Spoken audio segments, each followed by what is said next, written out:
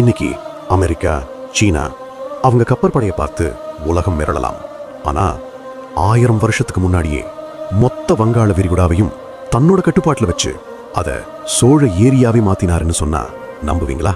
அந்த மன்னன் ராஜேந்திர சோழன் நிலத்துல மட்டும் இல்ல, கடலிலையும் ஆட்சி செஞ்சவன். இந்திய மன்னர்கள் பெரும்பாலும் நிலத்துல தான் போர் செஞ்சிருக்காங்க. ஆனா இவர் கடல் தாண்டி அலைகளுக்கு நடுவுல பல்லாயிரம் கிலோமீட்டர் பயணம் செஞ்சு மலேசியா, இந்தோனேஷியா, கடாரம் வரைக்கும் போய் ஜெயிச்சவன். இது எப்படி சாத்தியமாச்சு? இவங்க கப்பல்கள்ல யானைகளை கூட ஏத்திட்டு போற அளவுக்கு தொழில்நுட்பம் இருந்துச்சு.